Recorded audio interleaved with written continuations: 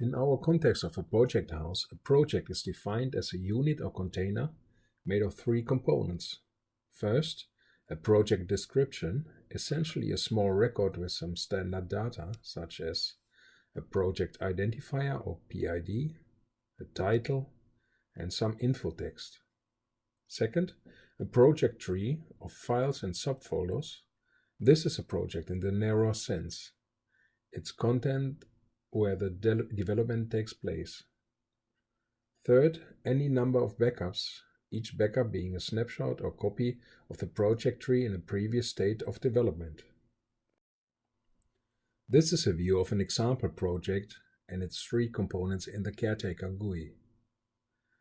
The headline is a PID in abbreviated 4-digit form, always in red, and the project title in green.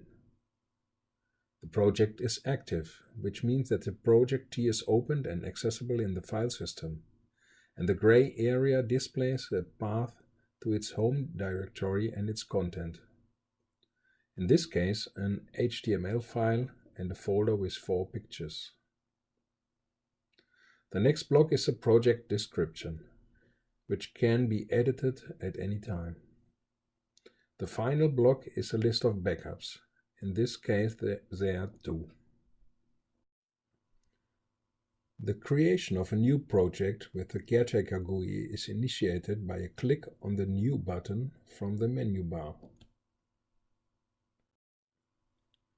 That opens a formula asking you to fill in a project title, an email address for the project creator, and any amount of additional info. Optionally, you can also fill in a location and some tags, which we explain later. When you press the Submit button at the bottom of the form, an according new project is created. An according message appears. Pressing the Show button displays a newly created project. Any new project is not active. There is no file tree yet. And there is no backup. So far there is only the project description, which has 2 automatically created values next to the title, creator, and info. First, there is a PID or project identifier, indicated in red in the headline and fully specified in the PID field of the description. Second, the date of birth, which is the timestamp for the moment of the project creation. After this initial creation, the project is a well-defined unit with a proper description, but its project tree is still empty, and there are no backups yet. A PID or project identifier has a hex 40 numeral, a 40-character string, each character being a hexadecimal digit. But it almost always suffices to only mention the first 2, 3, or 4 digits in order to uniquely identify the according project. So our default representation of a PID is 4 digits and 2 dots. When we create a project the way we just did, an according PID for this project is generated by the caretaker as follows. 2 properties of the project description are combined into a JSON object. First, the creator value, an email address, and second, the date of birth, which is a timestamp at the creation moment and thus a universal date and time moment with millisecond precision. This JSON object is taken as a string or text file, and its SHA-1 value is a PID for this project. SHA-1 is an algorithm that computes quasi-unique hex 40 numerals for every file or string. So if we rightfully assume that each email address is unique and no person creates more than 1 project in a millisecond, then no 2 projects in the past and future history of the world will ever have the same PID. The PID for each and every caretaker in a project house project is truly unique. Under its root being the roof, Each project house has two different levels or main rooms. In the hidden basement is an archive, which is a storage for all projects, including their descriptions and backups. The archive is hidden in the sense that the projects are not directly accessible. The management and communication is maintained by the Caretaker program, supported by its convenient and intuitive GUI. By the way, there is also a trash bin in the hidden basement for discarded projects. And on the ground floor, with open doors to the outside world, there is a workshop, the place for the file trees of the active projects. If you want to change the content of a project and work on its current file tree, you need to activate the project before. This means that the project tree is copied from the archive into the workshop, where it is accessible for editors and other programs.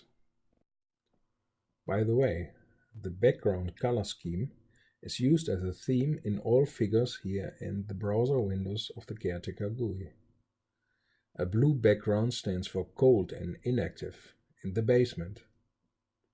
A red background means hot and active, present in the workshop of Sweatshop. And black is a background color for trash. The archive is displayed mainly as a hierarchy and table of all the projects existing in the given project house. In this case of a fairly small project house, there are only 6. Each item line is an existing project with its red PID, green title, and a number of buttons to cause some action on the project. The workshop is a list of the active projects. In this case, 3 of the given 6 projects are active.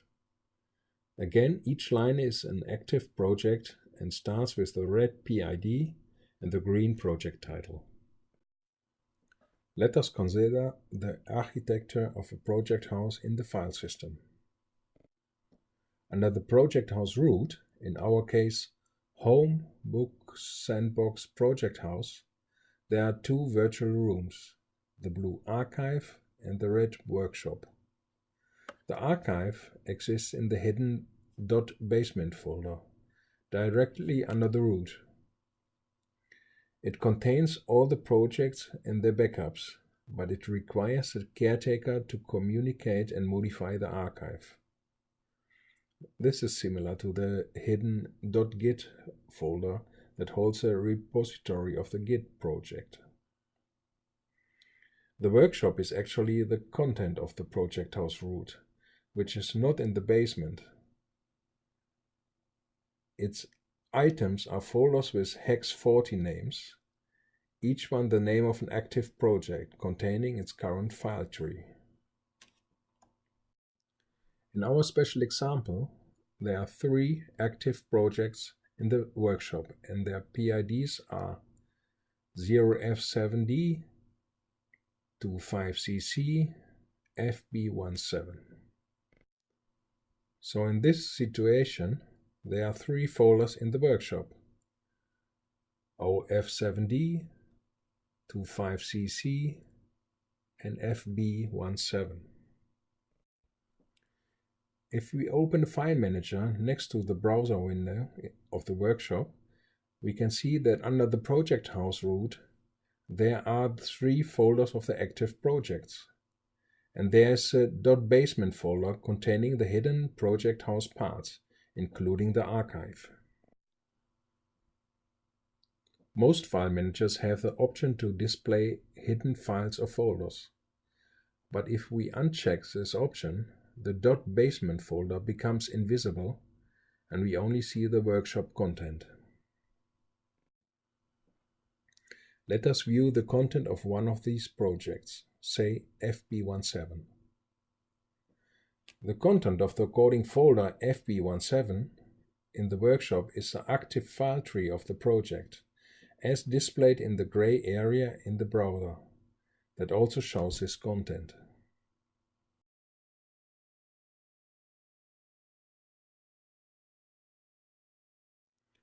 The workshop holds the active projects.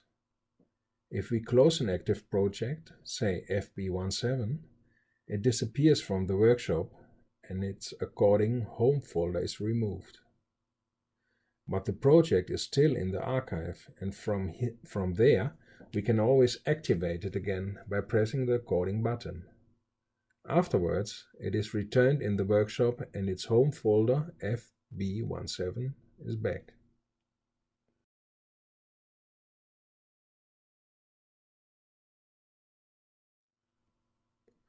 The architecture of a project house requires a little discipline and adaptation in the workflow of content creation, but the profit is huge.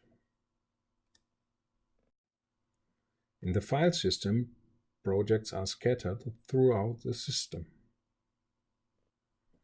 But in a project house, projects are stored in the hidden archive, though accessible at any time. And if they need to be activated and their file tree has to exist, it exists under its unique PID. Using this completely unintuitive hex40 numeral as a name for project home directories may seem awkward at first. We usually give meaningful names to folders. But we will see why and how this is very useful later on. What we can see already is that the caretaker keeps things clean and tidy in our project house.